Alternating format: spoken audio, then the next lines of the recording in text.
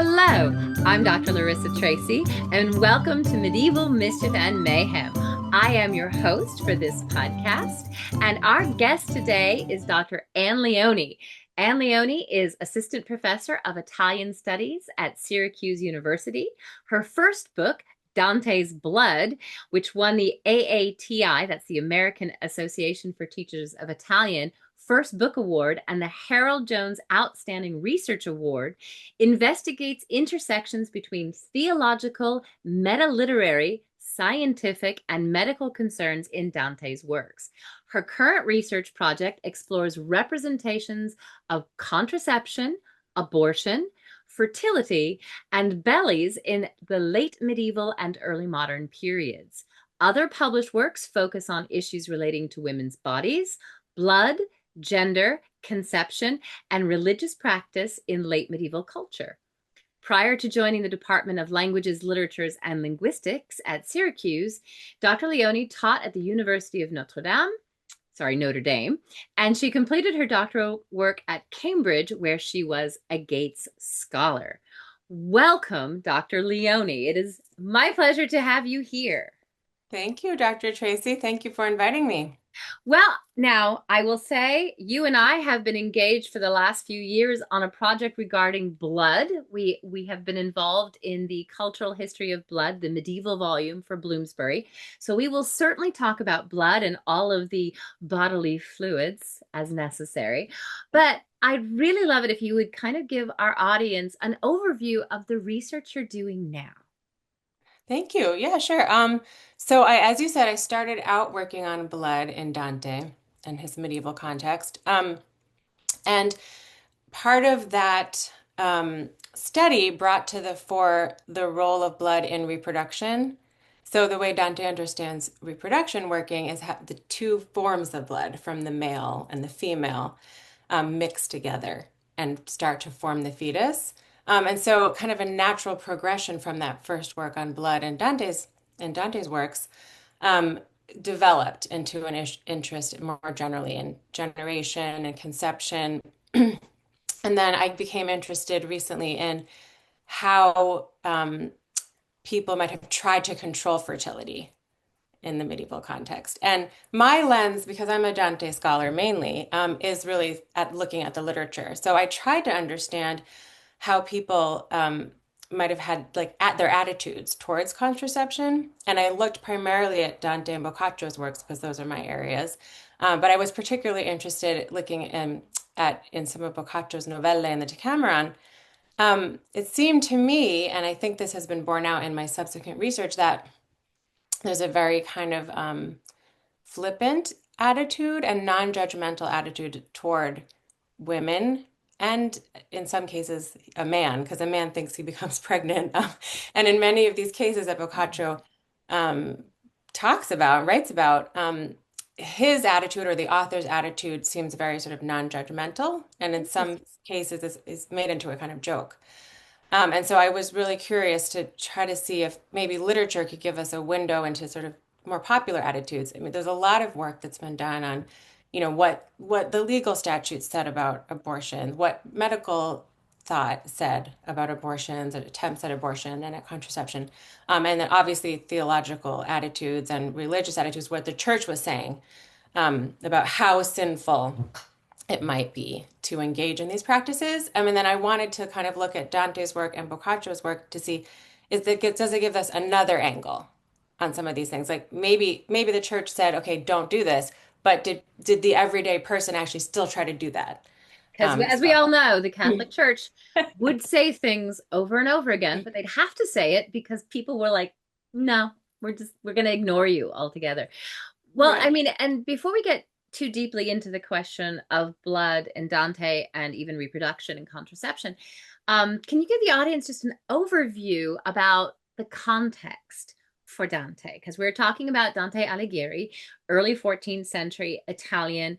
Most people have heard the name, but I can guarantee that there are an awful lot of people who don't know an awful lot about Dante. So can you kind of just introduce us to Dante and then to Giovanni Boccaccio? Sure, yeah. So Dante was born in 1265 in Florence, and he from a pretty early age was a poet. And he was very popular and he had all these like poet friends and they would be writing to each other. And he wrote a bunch of different works, some in Latin and some in Italian. Um, and that's an important part of his legacy. So he was one of the first people to really I guess I would say legitimize the use of the vernacular Italian. So a lot of people before that point and even during that point would be writing mainly in Latin for its authority. And so Dante shows us that he can do that in many of his works. But in his most famous work now, today, the Comedy, he chooses to write it in Italian, in the Tuscan vernacular. Which is an And important so, point because Italian is not a unified whole in the early 14th mhm, century. I mean, we're talking about the late 13th, early 14th centuries where the Italian city states are the primary system of government. So it's not an Italian whole. And the individual language, much like the individual politics, were all localized. Is that correct? that is correct, yes. And still today, there are Italian dialects. So Dante really legitimizes the vernacular by writing this poem, which some people think of as the Divine Comedy, but he calls it the comedy, the Commedia.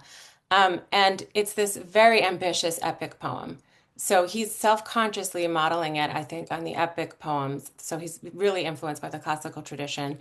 And not only that, and he's quoting the Aeneid, and he's very erudite in his poem, and very self-conscious about the traditions that helped shape his poem. So he's really putting himself kind of as the sort of he wants to inherit that tradition, I would say. And so he also makes Virgil a character in his poem of the comedy, and he makes himself a character. Yes. And so he's kind of putting himself in the place of like an Aeneas kind of Well, hero. to the point where, and I mean, I've taught the Commedia Inferno because, in fairness, you have Inferno, you have Purgatorio, you have Paradiso. To me, Purgatorio and Paradiso are boring as shit. But that's just me. That's just me. I like Inferno. Inferno, I mean, as Mark Twain says, heaven for the company or heaven for the climate, hell for the company. And Dante kind of embodies that. And of course, the epic of the Commedia di Inferno starts as Dante's midlife crisis after he's been exiled and he's in a bad mood. And he writes this epic, but when he starts in the Inferno, and Virgil is his guide, sent to him by the Beata Beatrix, a woman that he was madly in love with that he never met or saw her. Maybe I believe did I don't think he ever actually spoke to her, and she died Well, when that's he a was like, good point. So in his earlier work of poetry, the Vita Nova, or the new life. When he was right. a younger man, he tells us about this Beatrice that he was in love with. And he says they met when she was almost 9, she was 8, he was 9. And it's so funny because it is true that it sounds like she'll occasionally say hi to him, And in the Vita Nova, the way he describes this is, and the Vita Nova is prosymmetrical. So there's a poem, and then Dante will say, oh, this is what I meant by the poem, or this is how the poem is divided. So he's very sort of controlling as a writer too, which is really funny. But then he also sort of represents himself in ways that we might not consider flattering. So in the Vita Nova, he's constantly fainting. It's like she walks by and he like faints, or like he can feel her presence and his like heart is palpitating. He's like, He so faints he's a lot in yeah, Inferno too, but yes. he faints a lot in Inferno, partly as a plot device to get him from point A to point B, because he's a human soul that's not dead in the Inferno, and he faints and then wakes up Hmm. somewhere else. It's just Yes. we shift that way, but yes, he's big on fainting. Yes, and I think it's interesting to think that in some ways he's so arrogant as a poet. So he's constantly calling our attention to like, oh, now I'm quoting Virgil, now I'm quoting the Bible, like now I'm, quoting Aristotle at length. And this is where my blood stuff comes in. Sometimes he's just directly lifting the Latin of Aristotle and he's just putting it into the vernacular. And so in a way he's sort of saying, okay, I'm being a little bit more humble because I am making this really important medical and philosophical scientific knowledge. I'm making it more accessible to the everyday person who maybe doesn't know Latin. On the other hand, he's showing us that he basically memorized all these texts. Yeah. And so and I think the fainting is related to that because on the one hand, he is saying like, I'm a really important poet. I'm so experimental as a poet. I'm such a great intellectual. But then he's not afraid to show himself as a character in moments of maybe weakness. And so you're right in a sense that it seems like they don't have, when he, in terms of his relationship with Beatrice, it doesn't seem like they have a lot of in-depth conversations or know each other really well. But at the same time, sometimes she does say hi to him, and the word that he uses about her like salutation, he associates with a sort of a benediction, like she's blessing him by even saying hello. So you're right that is it what is their relationship?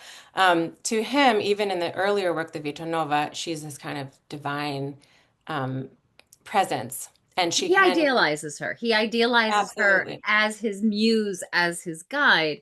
Mhm. And in her capacity, since she is dead, because she died very young, to send Virgil to him as his guide through Inferno, because of course she can't go to Inferno because she's in Paradiso, because she's amazing. But the one thing about Dante, of course, the arrogance. I love that you, as a Dante scholar, are willing to acknowledge that he is arrogant as fuck because he is. And one of the things when I teach Dante and I tell my students, I'm like, think about it. Dante decides who goes to hell. He is Mhm. making that decision. He is not only constructing hell on his interpretation of the Greek and Roman underworld as he saw it in the Aeneid, because he is absolutely 100% basing that thing on the Aeneid. And by the way, Aeneas is a dick, but that's another issue altogether. Just ask Dido. And again, that comes into Dante. But I mean, and Christine de Pizan takes him to task for it later. She basically Mm. eviscerates it and goes, "You're an asshole." We love Mhm. Christine de Pizan. But in the Inferno, Dante has made a decision. He has chosen whose sins are what and how they're going to be punished. And his idea of the contrapasso is, in fact, established by the church lineage of sin, but Dante's deciding. Dante puts Muhammad in hell as a schismatic. The Mhm. founder of Islam, he puts the founder of Islam in hell as somebody who divided the church. He puts Odysseus in hell, which is fair because Odysseus also a dick. But I mean, especially if you've read the But Odyssey. he makes up the reason for why he's sent Odysseus. So you're absolutely right, and this is something that students, struggle with. But I think it's ultimately, I think a lot of them are really interested in this idea. Sometimes I'll have a student who maybe comes from a Catholic background, and they start reading Inferno, and I agree with you. Inferno is sometimes like more exciting than Purgatorio or Paradiso in certain ways. But depending on one's taste. Of But course. sometimes I'll have a student say, "Oh, there's a pope in hell." There are lots of popes in hell. And if you think of Dante as an author who's writing what we now call fiction, that seems scandalous. And that is true. The thing that complicates it a little bit is that Dante actually seems to believe that he was actually sent on this journey to the afterworld. Which is also a bit arrogant, maybe. And Delusional? earlier in Inferno, he says, I'm not Aeneas, I'm not Paul." He says this to Virgil. How do you expect me to go on this journey? And you're right to highlight that Beatrice is the one who notices that Beatrice from Paradise, who's dead, notices that he's having this kind of spiritual crisis, and she's the one who sends Virgil to go get Dante and bring him up, all the way down through hell and then up to almost the top of purgatory, and then Beatrice takes over as his guide through the rest of purgatory and the rest of Paradiso, which is an important point of clarification because I think some students I have will come to Dante's comedy via, some video games and stuff where I think they think Dante's saving Beatrice, and actually I Yeah. think she's saving him, and Yeah. that's an important distinction. But to your point about this kind of tension about the truth claims, I think, if we believe Dante that he thinks he actually was sent on this journey, that tempers a little bit the idea that he chose to put people there. Right. But, it's both. Of course, it's both things. And that also relates to his relationship with the church. So a lot of students will say, like, oh, how is he criticizing the church in this way? And I think Lots it's of medieval people criticize the church. right, This is exactly. a huge modern misconception that Hmm. nobody criticized the church. That the Catholic Church was this inviolate whole that just stomped out dissent. It did not. There's dissent throughout its inception from the earliest days of the Catholic Church, even in the Hmm. way that it adopts different religious ideas and different holidays and all of this into its own variation of Christianity as it served its purpose. Dante's doing the same thing. Dante Right. is essentially taking the Greek and Roman tradition and applying it to his own structure of faith. But of course, in 14th century Italy, well, especially in Florence, you have all of these different factions about the Holy Roman Emperor and the Pope and the legitimacy of X, Y, and Z in the Guelphs and the Ghibellines and the Black Guelphs and the White Guelphs and all of this. Mm. But Dante is very much a product of the 14th century in that it was the church didn't like it, but he didn't get into trouble just for criticizing the church. He got exiled because of his political views. You want to expand on that a bit Absolutely. more? Yes, yeah, thank you for reminding me. So around 1300, he was one of the six priors of the city, which was this political role, as you said. And he ultimately got exiled. So by 1302, he was actually sent out of the city, and was never allowed to return again. And they accused him specifically of barratry, so of abusing his political role. And he never admitted to that. He Of said, I course not. didn't do that. And even subsequently, after he was in exile and he was writing, and he was still very famous and well known, and they gave him the chance to actually just admit that he'd done it and come back. And he said, no, I'm never going to do that. And so this was a huge source of, I think, pain for him, but also like we can read the comedy in a way that takes into account that this enormous sense of injustice that he nurtures. He's so upset. He loved Florence so much, Yeah. and that he was trying to help Florence despite all this factionalism that you mentioned. There were these two, by the time Dante was living, that the Guelphs had broken into two as well, and so there was the white and the black Guelphs. And Dante, we think, was sort of the side that was thinking that the emperor should have more role. So he ultimately kind of revised his political ideas to say, well, there should actually be an emperor and a pope, and they both are these, like, he uses the metaphors of like two suns. They're both these powers, but there were all these. It was a very difficult time politically in Florence, and these different factions were actually fighting each other. It Right. was violent, and so it did result in his exile. And that's a tremendous source of pain and maybe motivation in writing the comedy, because he couldn't actually write the injustices done against him or against his party, his faction that he was a part of in his lifetime. And so that might explain why he put some people in hell who Yeah. wronged him. He He puts also, his political enemies in hell. He puts yeah, people who were his political enemies and even ones who aren't dead yet. I mean, right. because Absolutely. the whole Inferno, I believe, takes place in 1300 when he's exiled, but he wrote it in about 1307 or so ish esque, kind of in that period of time. Starts writing it afterwards. And you're Yeah, right, there is a kind of, I like to call them like proto zombies. sure. So in the very lowest realms of There's a hell. place for you in hell. There's a Yeah. special place for you in hell. Yeah. It's a holding spot, and in fact there is one spot where, and I don't remember who it is, but there's literally a shade that says, yeah, no, I'm waiting for this person, he's still alive, and I'm waiting for this person who's gonna kick it. And A couple of places. I mean, the one I'm thinking of is in the Traders Against Guests. He, at the very lowest realm, because he thinks betrayal is the worst possible sin. So the very lowest, closest to where Satan is. And he meets a character, and he's like, "Wait, but I just saw your body walking around up top. Your body's still alive." And this soul explains, "Well, actually, the thing I did was so bad that a devil came and inhabited my body, and my soul is down here."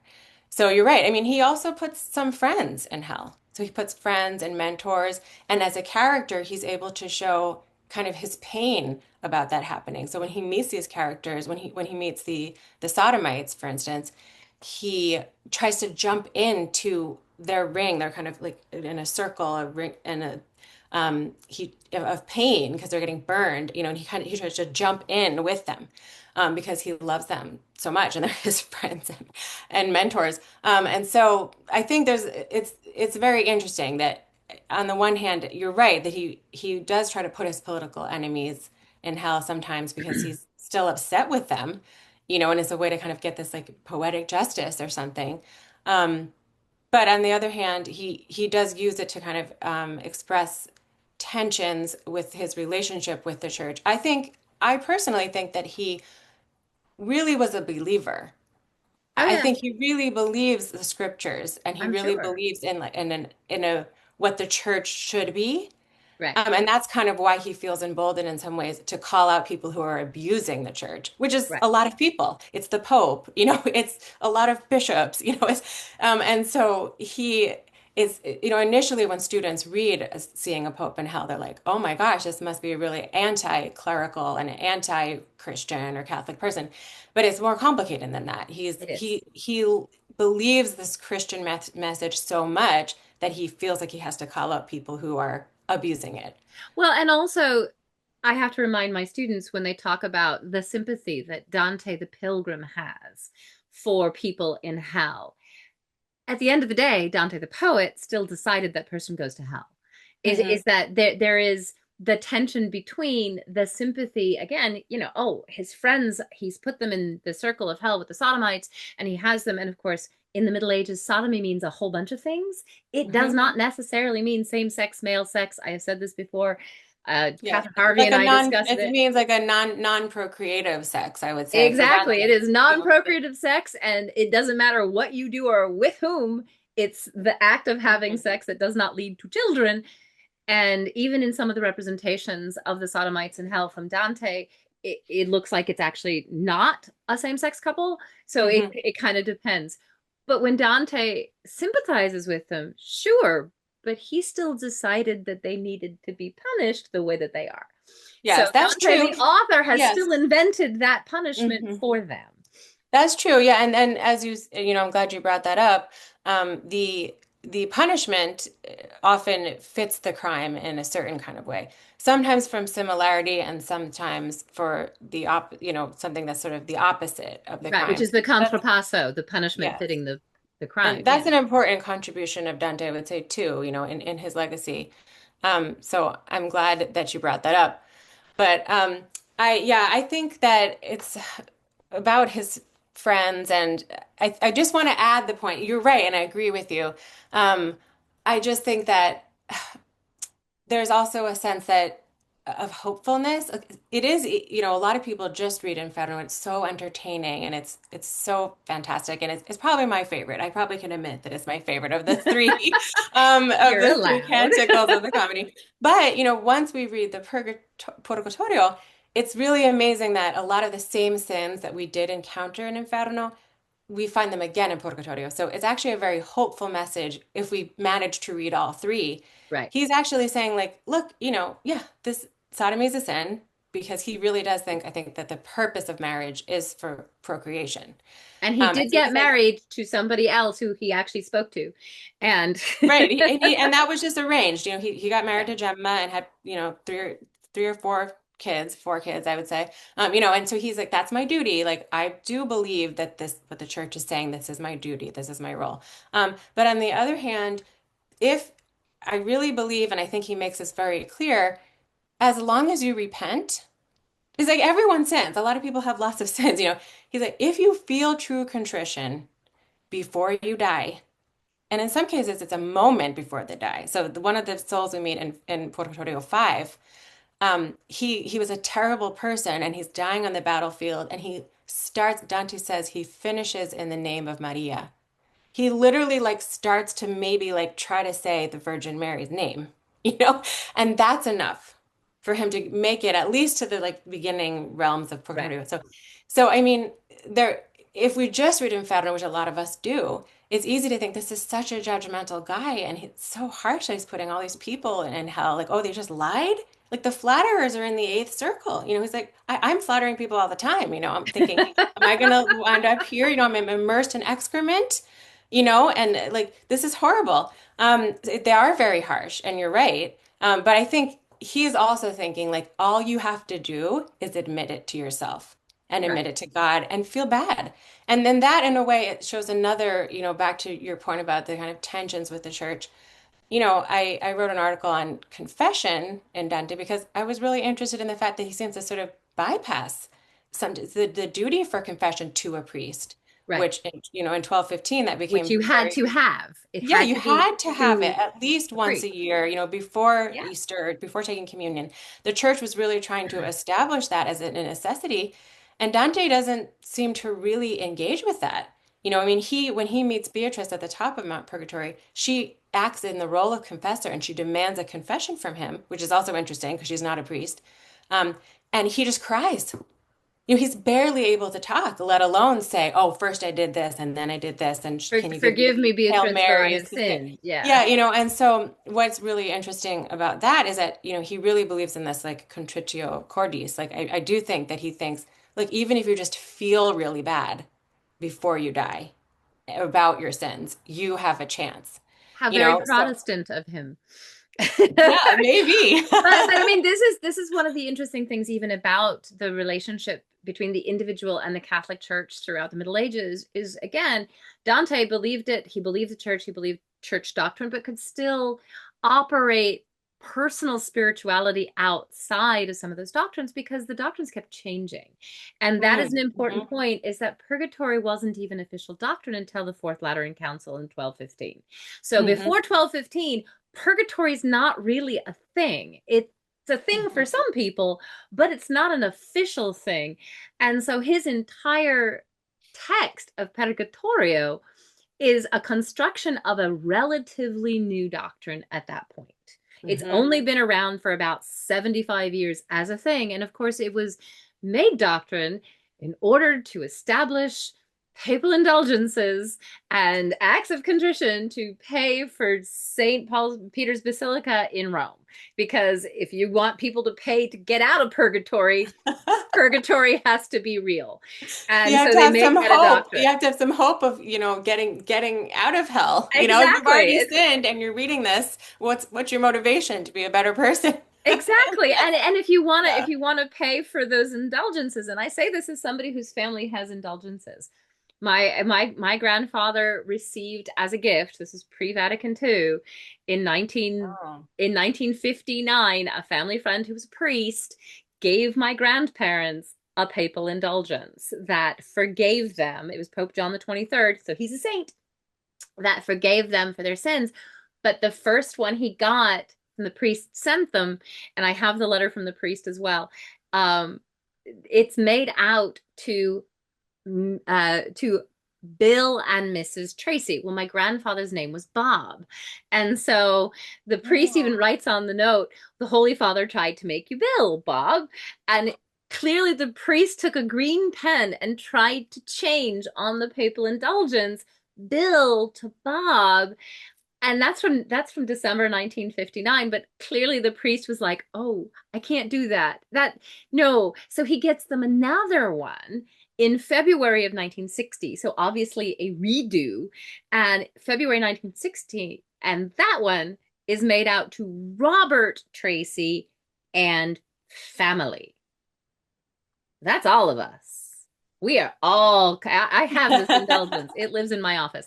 I have this indulgence. My whole family has been given plenary remission of our sins if we die unshriven, no matter what. It's like a full on You could papal do indulgence. anything you want.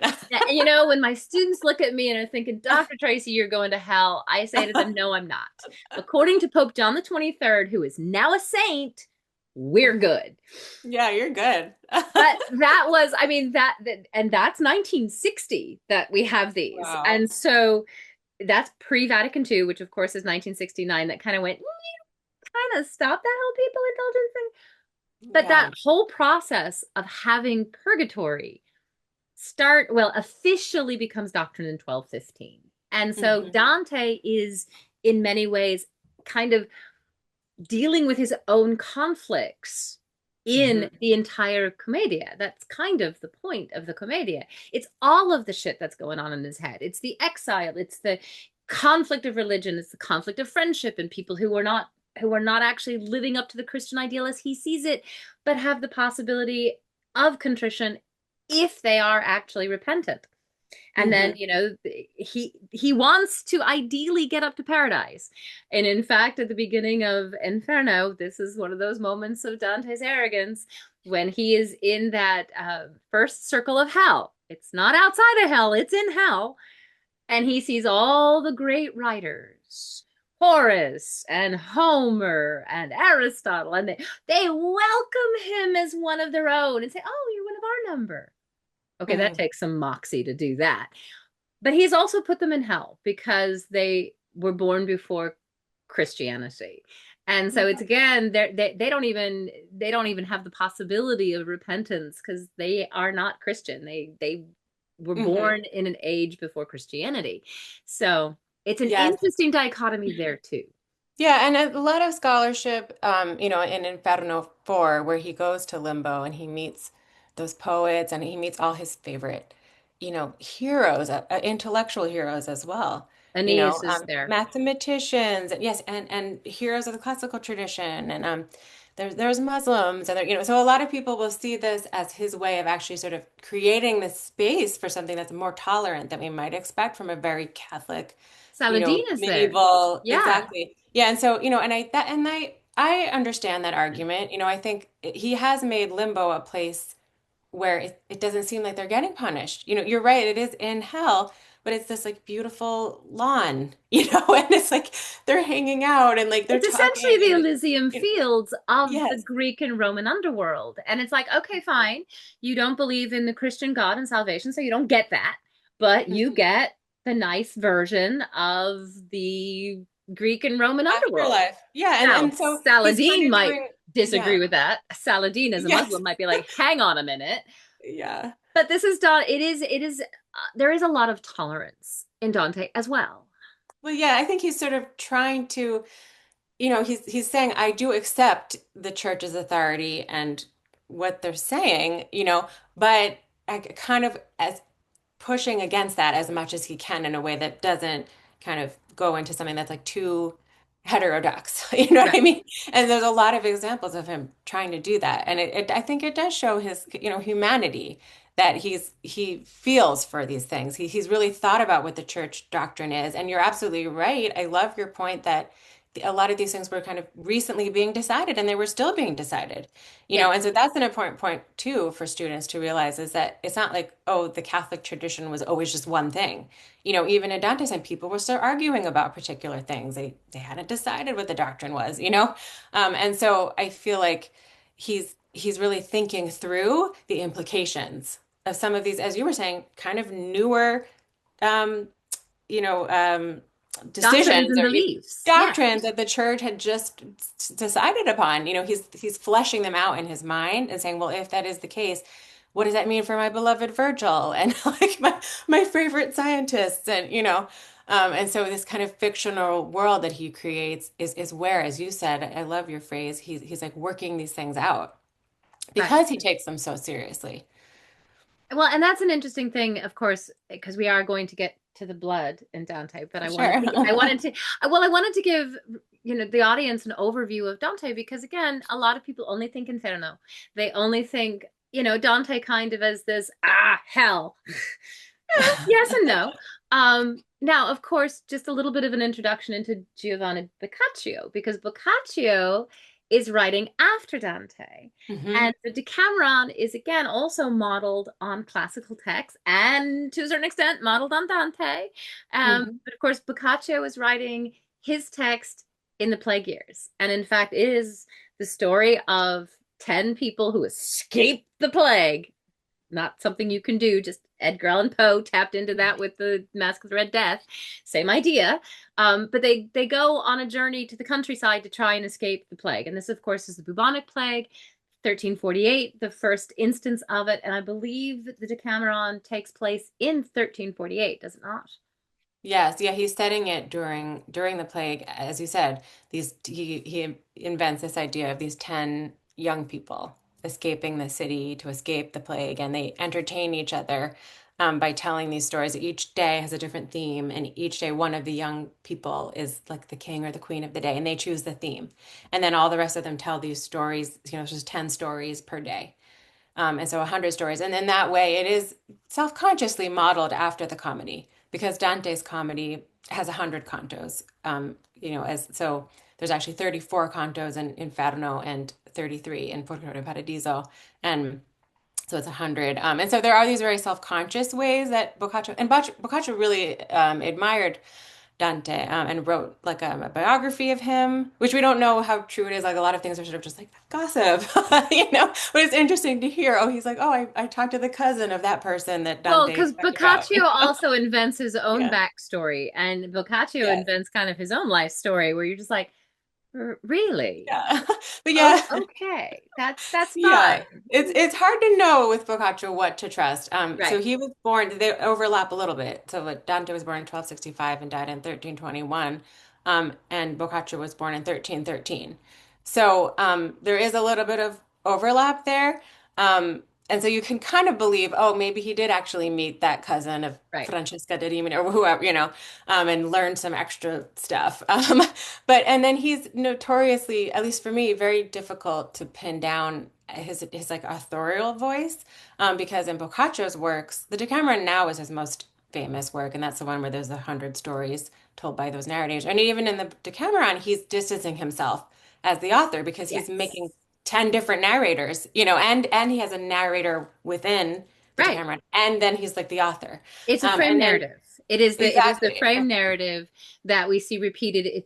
And Chaucer adapts it as the Canterbury Tales. And Chaucer knew Mhm, Boccaccio's work, and mhm, Chaucer knew Dante's work. Chaucer, as a diplomat and a soldier and a spy, actually went to northern Italy and southern France during the Hundred Years' War, and that he learned Italian and he read the Italian, and so Chaucer pulls that out for the same kind of frame narrative in the Canterbury Tales, and the Canterbury Tales is satire. Not every mhm, scholar agrees with that, but it really is. And mhm. Boccaccio, in some ways, can also be read as satire, depending on the narrative voice.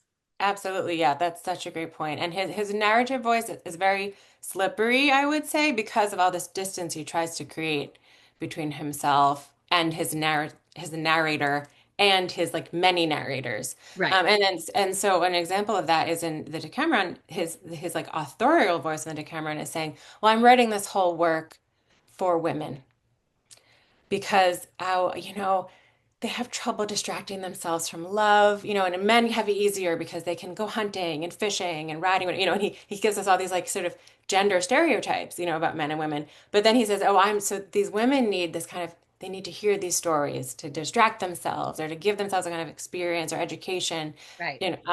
against love, and so on the one hand, it's very patronizing, but If you then take it at face value. right, exactly. And then a lot of the stories, the women seem to, in some of the stories, they seem to really be very strong characters. They have the last word. There's one character who sort of changes the law because she makes an argument that she should be able to cheat on her husband, and the judge is like, "Okay, great. actually, you're right. The law was wrong." And so Right. sometimes when we're reading certain stories in the Decameron, we think, "Oh, is this guy like a proto-feminist or something?" But then it's important to remember he also wrote a really misogynistic text, which is like a summa of misogynistic texts, And so he's very slippery, I think, to try to understand his really, and it very different from Dante in that way, because with Dante, I kind of think I know what Dante was thinking or feeling Yeah. sometimes, because he wants us to know. And He's he's like, very I'm very explicit about it. He is very yeah, he's explicit. like, I have a religious message for you, and I want you to get it, and I want you to go home and become a better person. Right. And with Boccaccio is really interesting because you don't, it's harder to sometimes take away a kind of moral lesson. And also harder because I work on both of them in terms of this like newer research on kind of contraception and attitudes towards contraception and abortion. It's really hard to make a conclusion about Right. Boccaccio. I kind of want to say, if you look at the Decameron, maybe he was a really open-minded guy and he actually thought, well, it is really hard for women to be forced into maybe unwanted pregnancies. And so maybe, some of them try to abort their fetuses and that's fine. Maybe he has this very sort of non-judgmental and almost sympathetic attitudes towards them if you just look at the Decameron. But then if you read the Corbacho, if you take that narrative voice as related to Boccaccio, the author, he's such a misogynist, and he's saying negative things about not only efforts of controlling fertility, but also about even just giving birth. Right. He's like, oh, women are disgusting, basically, unless they're the Virgin Mary or the Castilian nymphs or something. So it's really difficult but interesting to work on Boccaccio, especially in terms of these issues of like reproduction and fertility and controlling fertility, because I have trouble saying, oh, he wanted to say this, or Right. Yes, his attitude was X. absolutely. So, on that note, though, talking about women's bodies and contraception and even the concept of blood, you think kind of in terms of Dante, well, he's got this religious theological text. Where does the question of female bodies and contraception and abortion come in for Dante? I mean, Boccaccio, it makes a bit more sense because of the different stories of the Decameron and his other works. So where do you see these instances of it? Because I have to admit, I don't know that I've ever noticed abortion or contraception or blood in Dante. Yes. Well, so that's actually exactly right. I mean, that's what I was interested in too. That's what I first was interested in because I was reading Alison Morgan's book on where she talks a lot about a kind of the vision tradition that could have maybe influenced Dante's vision of the afterlife. And she says that there actually are more specific references to abortion as sins in all these other traditions and in Peraldas and all these other, visionary traditions where the sins are listed and people are punished for like particular sins. And I started thinking, well, where is the ring of, abortion or the contraception in Dante? I mean, You know, would abortion, and I don't remember ever seeing in the ring of those who commit violence against, because it's the ring that and those who commit violence against, it's the seventh circle, is it not? Violence against seven, themselves, but where the violence suicides against are. others and violence against God. Right. And there doesn't seem to be anything in there. So in violence against others, it's all tyrants essentially and Yeah. plunderers and people immersed in this river of blood, to different levels of their Where sin. Where Um, Dante, like Aeneid, well, to a less extent with the Aeneid, mhm, um, Dante is actually criticizing tyranny. That's a mhm, huge theme of several of the epics that come out of antiquity and into the Middle Ages, is actually a condemnation of tyranny. And mhm. because that's the violence you see, is the people who behave tyrannously to people. But Exactly. Yeah. I don't remember ever seeing any discussion of abortion or Yeah. contraception. Yeah, and so that's why I first started thinking, oh, is he actually so lenient? And he doesn't even think of this as a sin because it's nowhere in here. And so that was my first question to myself about it. And it kind of led me in a lot of different places, but one of them, which I do want to mention just to start out with, because I think it's important and it's something that we maybe just assume in our contemporary context. Um, and I know this was actually kind of came up in the Dobbs decision with the justices were sort of arguing about the historical context all the way back to the 13th century. Um, Dante in Purgatorio 25, he Sorry, I'm actually just the idea of the current sitting Supreme Court using medieval anything yeah. as precedent when I am fairly certain that none of them fucking understand medieval law, but that's another issue altogether. Yes. So Sorry, yeah, that continue. was what first I was reading the Dobbs decision. I was like, is that the case? So it was interesting, and I do want to say this clearly because I think it's important, and people might disagree with me, but just from all my research on it, I think that so Dante tells us what happens in the process of conception very clearly in Purgatorio 25. So Dante, the character, is in between the terrace of gluttony and the terrace of lust, and he, for the first time in his whole journey, is like, wait, how can these souls, if they're just souls and so they don't have bodies, how can they become thin from lack of nourishment? Because he's thinking about the gluttonous that's part of their like purgation of their vice of Right. gluttony is to feel hunger and to become thin. And he's like, wait, how does this work? Which is the He's like, they're opposite of souls. in because in Inferno, the gluttonous are eating the filth around them. And Hmm. of course, it's that circle is marked by Cerberus, who that three-headed dog of Greek mythology embodies the sin of gluttony. He embodies the very sin that he's defend or not defending, that he's actually guarding, but Hmm. eating all the stinking gross stuff. So in Eating hell the it's dirt that yeah, Virgil throws at him. in Yeah. hell it's this Yeah. constant repetition of the sin. Purgatory, it's purging it. Hmm. And so Dante, the character, is like, wait, how are they getting thin? They're just souls. They don't have their bodies. And so at this point, they've met the poet Statius, this other Roman poet, and Virgil deflects to Statius. He's like, I'm going to have Statius answer this, okay? And Statius starts to answer that question at the very beginning with the phrase sangue perfecto, perfected blood. And so that's another reason why I first got interested in the idea of blood. I was like, well, what is this? This is the whole answer to this whole metaphysical question Right. about the relationship of the body to the soul. It begins with the word blood. And that took a whole dive. That was basically had to write a whole book about that because it's so the passage that we're talking about is so indebted to the works of Aristotle that it takes like this deep dive into Aristotle, but then also into like all the ways that Dante would have learned what Aristotle was saying. So it's like, what does Albertus Magnus say about that? What does Aquinas say? And there's all these Fucking Galen. history. Sorry. Fucking Galen.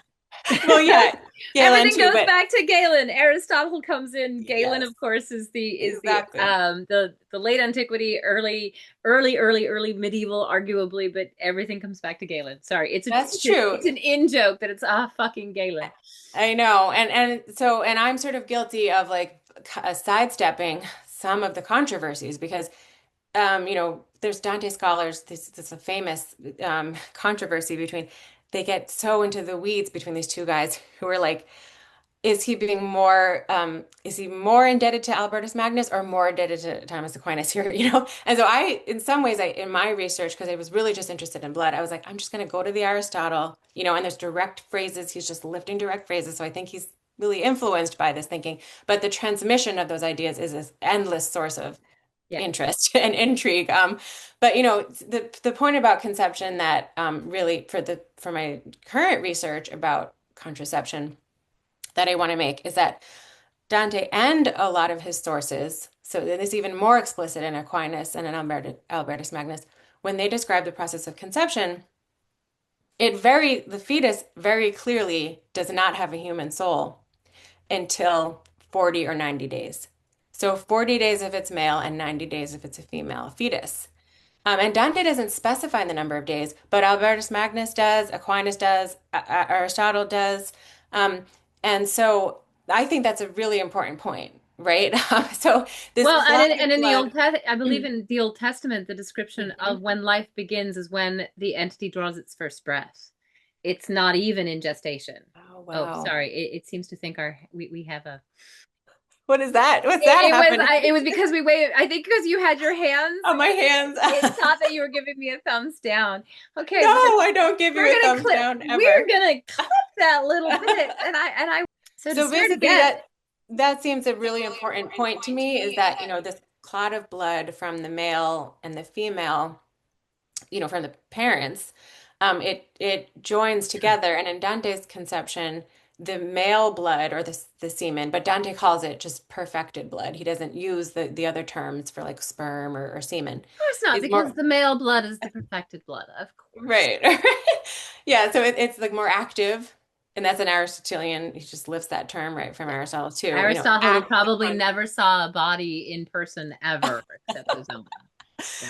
Yeah, so it acts upon the female blood, which is like more just material. It's less digested, right? And then those two this joining together, and they develop it. This clot of blood develops the vegetative capacity, which is the capacity to grow. Which Gestational, which yes. yeah, which even plants have. I know you know this already, but for our Oh no, for our listeners, audience, by all means, yeah. yeah, because the Um, medieval concept of blood, in terms of its governing properties within the four humors, but also its generative property, is that in medieval texts that talk about blood, and we know this having just done the blood volume, um, the medieval texts that talk about blood talk about it as a nutritive substance, but also a generative substance. Mm, And when it comes to various bodily fluids, sometimes blood is kind of a conflation of a bunch of other fluids that we would think of. But blood is literally conceived of as this life substance. And it is, obviously, of mm, course. But when you don't have microbiology, you end up getting kind of these general ideas of what blood is for. mm-hmm.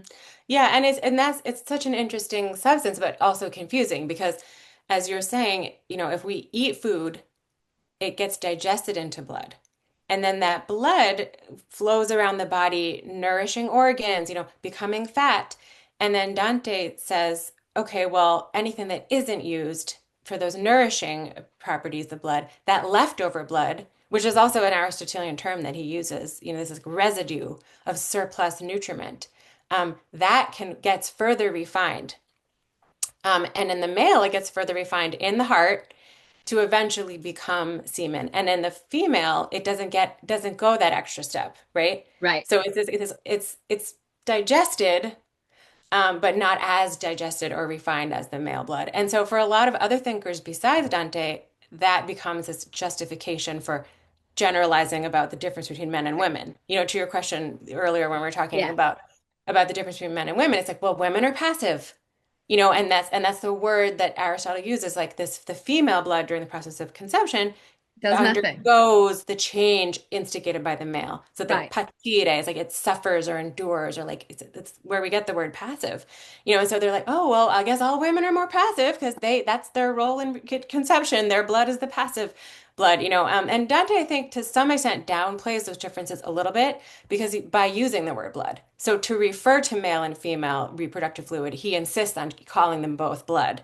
And then he doesn't really go to the lengths that some other people go to kind of say, well, that means that like men are more active and stronger than women, or he doesn't go into that stuff. Like it's more, I guess, more Galenic kind of ideas about, oh, women are colder and men are warmer, and so but I'm not saying that he's not a misogynist. I just Right. think in terms of conception, he kind of very strictly he tries to kind of more narrowly follow what Right. Aristotle is saying, I think, to just sort of be careful about it. But he very clearly says when this clot of blood formed from both parents develops a vegetative capacity, that's just the capacity to grow and gain flesh, which all even just plants have that. That's why we call it the vegetative capacity. Then it gains the sensitive or animal capacity, which animals have. Right. That there's this capacity of the soul, and those two things develop without God, right? That's just like the male That's just the semen, like physiology that working just upon the happens. right, Right. It right, is and the then but physical then substance without the infusion of the soul. And this is where right, we get all the questions later then of metempsychosis. At what point does an entity have a soul? At what point is it life? It is obviously a life substance because it has generative properties, but it cannot survive on its own. Therefore, it is not right. And life. and he compares them. So he says in that first stage, it's just like a plant. Right. And then he says in the second stage, it's just like a sea sponge. So he's very clearly saying this is not human yet. And he says, but when it becomes human, how it becomes human, let me tell you. And that's when, and this is all in the mouth of Statius. He's having his character Statius describe this, but he says, the rational, after the brain has been perfected and completely articulated, perfectly articulated, the brain of the fetus, then God breathes the rational soul into it. And that's when it becomes human. That's when it becomes capable of speech and thought. And so that's really interesting. The breath of God. The idea that Right, the it's soul a is the breath of direct God. breath of God, and that breathes the rational soul into the fetus, and then unifies all three capacities of the soul. And so, it has a lot of interesting implications that when now we know that the brain keeps developing into your 20s. You know what I mean?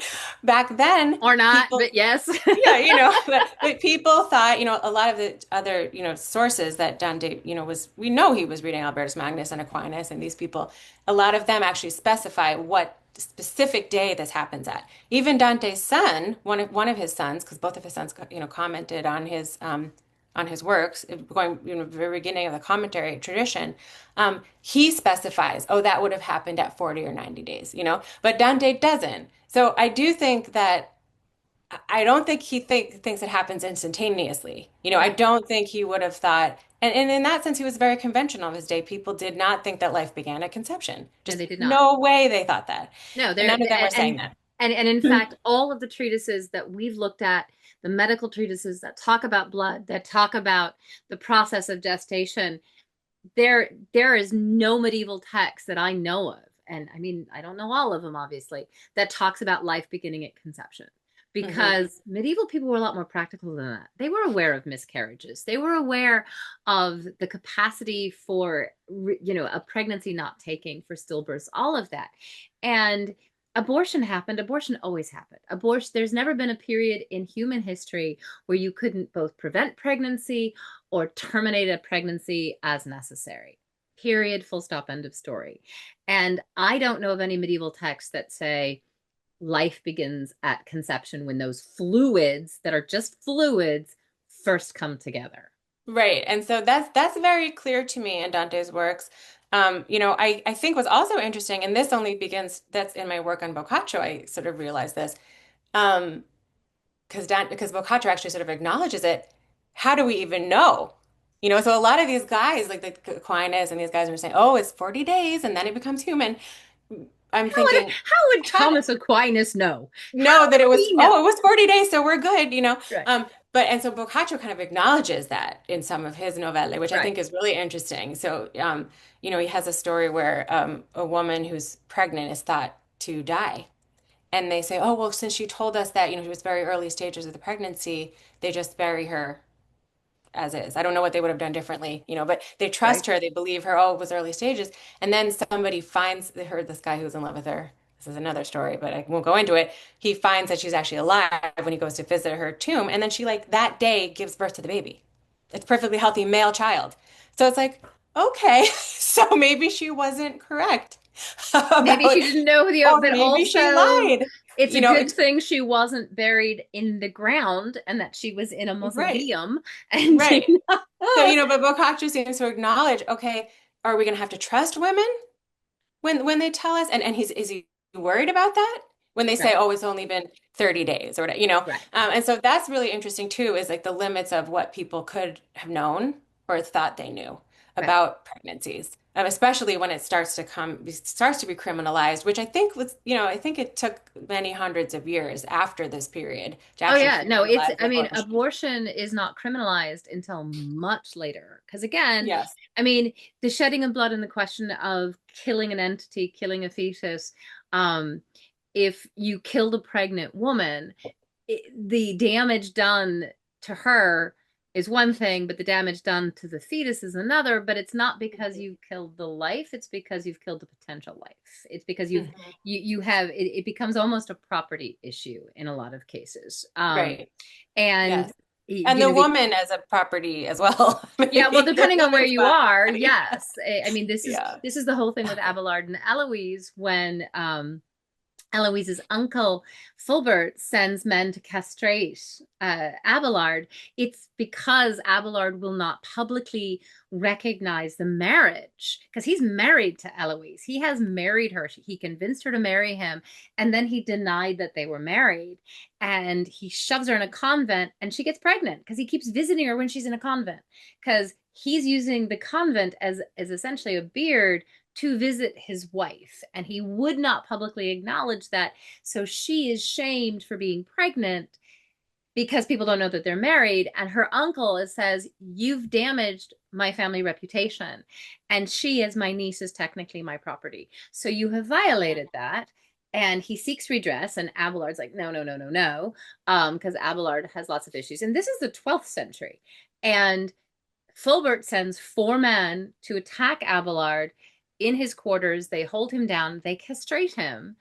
And when they are caught, and of course, Abelard survives, when they're caught, the 4 men themselves are punished for the castration because castration was illegitimate punishment anyway, but particularly in this Mm. vigilante sense of justice. So those 4 men are castrated and blinded for their transgression.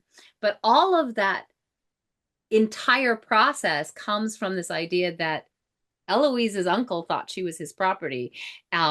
She had other ideas, but thought she was his property. But also the fact that Abelard didn't want to acknowledge the marriage because he didn't want to damage his standing as a philosopher, which is a bit of a shit. I mean, he is a shit. Let's be honest. The history of his calamities, my arse. But okay. Um, yeah, a lot of these male philosophers, I'm like, y'all get way too much credit. But it is this question of she's property, the child would be property, whose property, and the whole thing that happens is because of that sense of it.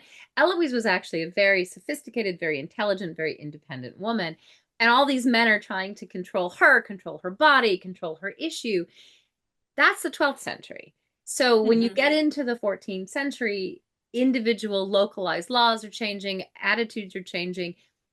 Yes and no. So, do you see a shift from Dante to Boccaccio even within 50 years ish, ask 30, 40 years, in terms of that same thing? But as you say, with Boccaccio, it's harder to tell whether or not he's really being misogynistic or not. It's hard to tell. I mean, one of the really famous stories in Boccaccio's Decameron is when there's this recurring character, Calandrino, who his like friends always play these tricks on him and do pranks, and they think he's being a miserly because he inherited some money and he's not sharing it with them. He's not even taking them out to lunch. So they play this trick on him and they convince him that he's pregnant. They say, That, "Oh, you look so yes, sick," okay, and come to the doctor, and the doctor's in on it, and the doctor tests his urine, which I think is really interesting. That's this is sort of like already a pregnancy test, right, um, and the doctor says, "Oh yeah, you're pregnant," and he's like, "Oh my gosh, I it's my wife's fault because she always wants to be on top." Which is hilarious because there are all these thinkers and writers who say the man has to be on top for the woman right, to conceive. So it's so funny. And then the doctor says, okay, well, just give me some of the money from the inheritance, not even the whole amount. Colin is like, take all the money, take it all, take everything. The doctor's like, I'll just take a little bit and I need some extra money for, the potion. And, he gives them the money and he makes this potion and he drinks it and everything's great. Everything's fine. He's cured so it's of this essentially a ailment. termination though, so it's Right. And essentially a it's termination. so interesting that it's kind of like a joke. It's kind of a joke about abortion, basically, with abortion at its heart. Maybe it's not about abortion. Maybe the joke is about the stupidity of Calandrino or something. But it's very lighthearted. And I think it's interesting also that the apparatus, the whole procedure for doing the abortion is is just there. It's already established and everyone accepts it. It's like, oh, okay, this is what you do. You go to the doctor, you bring your urine. Then the doctor gives you this potion, you drink it, and you're good. Right. The whole apparatus and procedure is established. And so I do think that Boccaccio it's interesting that he feels he can kind of tell us a lighthearted joke story in which abortion is the main aspect of the story. Well, also that While that's the punchline, that the abortion is right, almost the punchline. It's the yeah, mechanism for the punchline. right. Yeah. And with Dante, as we were saying before, he doesn't seem to talk about it explicitly. He does very clearly, he really talks about the process of conception in a lot of detail, which synthesizes the theological role, as we were saying, of God. Like God has to breathe the rational soul into the fetus. Um, but he also is very scientifically informed as well. Like he thought that Aristotelian thinking about conception was the highest, that's the most accurate, scientific reading of this. So he's very specific about that process and that the fetus is not human. And he doesn't even use the word fetus in the description of it until it has received the rational soul. Right. So he's just And referring to it as this clot of blood.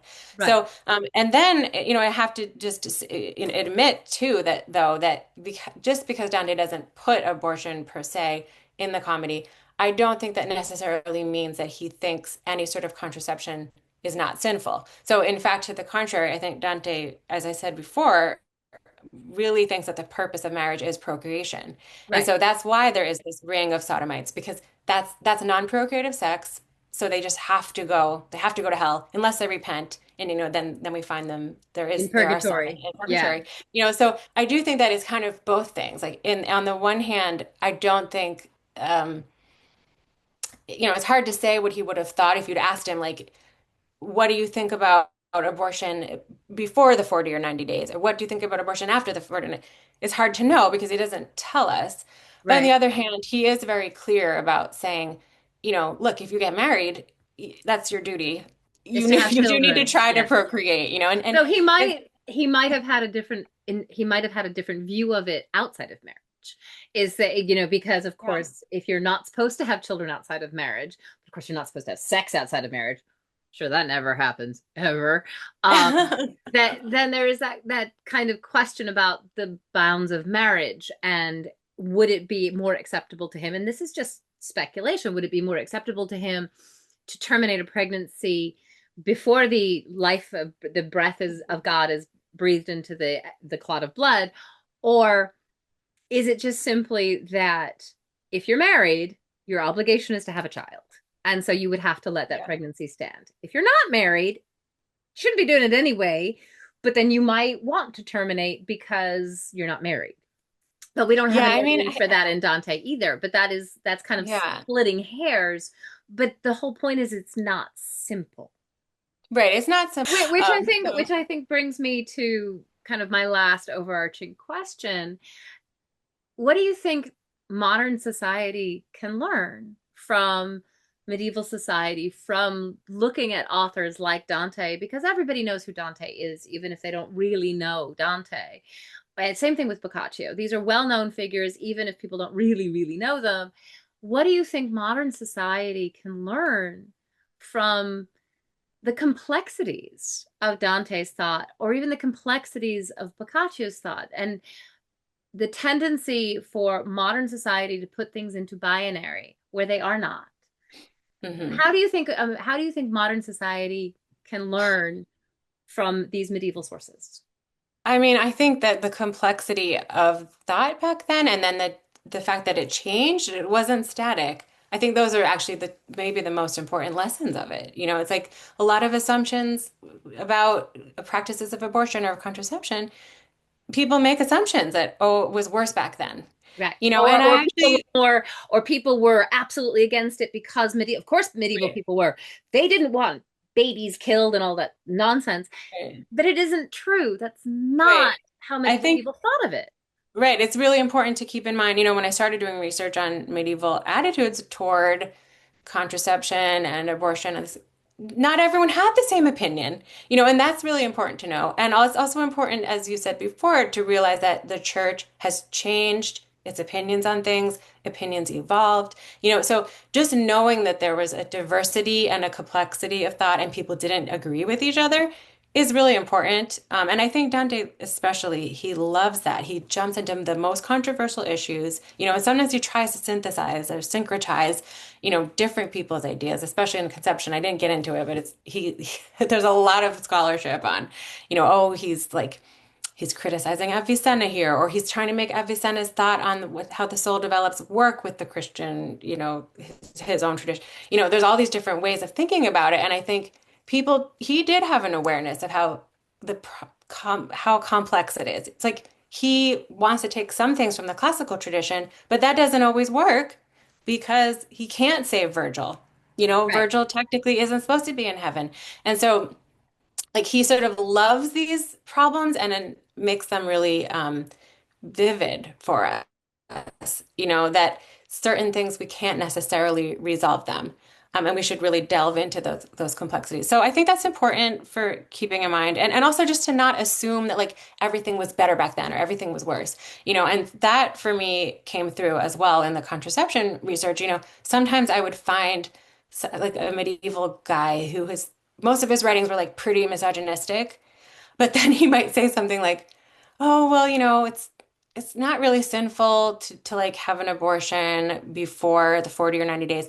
But even if it happens after that time, like if the woman is poor or like in ill health or like her body isn't like prepared for the pregnancy, like it's not that bad. And so that really was scary for me to realize that someone who in many ways was a total misogynist might say something that was actually sort of like more understanding about a woman's circumstances if she became pregnant. Um, that for me was really, I mean, I think those are important lessons too, we shouldn't assume a kind of static or monolithic way of thinking in a particular time period, or even in a particular thinker, you Right. know? Or in a particular Um, place. And I right, think the example that you just gave is important to also understand that there are many men who would argue that a woman should have an abortion who are still misogynistic because their desire for a woman to have an right, abortion is misogynistic. I mean, right. those two things are not mutually exclusive. It's Yeah. not necessarily born out of an interest in female bodily autonomy or female rights. It's the, Mhm. well, if she can't look after a child, if she can't carry a child, then yeah, she should have an abortion. Because at the end of the day, there may be some other ulterior motive that is far more misogynistic. It's possible, but I think one Mhm. of the biggest issues of the Middle Ages, and this kind of goes with what you're saying, or rather the biggest issue to the way modern audiences see the Middle Ages, is they assume a holistic patriarchal structure, a, Right. a wholesale uniform Christian ideology. I mean, Chaucer in The Wife of Bath's Tale, that story is about female autonomy. It's about bodily control. It's sovereignty. And Chaucer kind of passes it off with The Wife of Bath saying, yeah, it's a woman having control over her husband, but it's not. It's a woman having control over her own body Hmm. and her own destiny. And Chaucer's working off of Boccaccio. He's working off of Dante. He's working off of a whole host of other things. Chaucer himself was involved in a rape case, and it turns out may have been one of the rapists. It's Wow. possible that Mhm. that is an evolving scholarly discussion with some of the records. So he may have learned his lesson from being Mhm. involved in that. That's possible. So do you think that one of the important things we need to take away, especially modern society now, is that perhaps we need to stop imposing our own views on other people? Yeah, I definitely I love that idea. I think we don't want to impose our own ideas, and we don't want to assume that we know everything was better back then, or everything was worse back then, or everyone thought the same way. Um, I think that's a really important point to not impose and not make assumptions, um, about ourselves even. I think that reading these kinds of texts, we confront what we don't know or the limits of what we can know. And that is an important lesson in humility for me when I'm reading. I try not to assume things or take things for granted. So, Well, and as I- much as we might think that Dante's being arrogant, because he is, he is. Sorry, there's just no two ways about that. He is, but he's also struggling. He is the reason it's three books. The reason that the Commedia is three books is because that is a process of his arrogance, his prejudices, his biases, and then working through that in Purgatorio, which is the point of purgatory, and then hopefully achieving Paradiso when he has come to recognize his own failings. Absolutely. I mean, yeah, he wouldn't have to go on this journey if he didn't have anything to atone for, and he bothers to tell us as the reader, when I finally met Beatrice at the top of Mount Purgatory, she just yelled at me for like the first, like, it's like at least a canto, she's just screaming at him, for everything he did wrong. And so, why would he choose to put that in there if he just wanted to represent himself in a positive, flattering way? Like he does try to tell us of some of his weaknesses, Right. defects, So Yeah. Well, I mean, and I think that's an important way to end this absolutely fantastically fascinating conversation. And Leone, thank you so very much for joining me for this discussion. thank you. It was such a pleasure. And It was I have really learned a fun. great deal. And the next time I get a chance to talk Likewise. to Dante, I will have lots to say. But I want to thank you for joining us. And I am Dr. Larissa Tracy, and this is Medieval Mischief and Mayhem.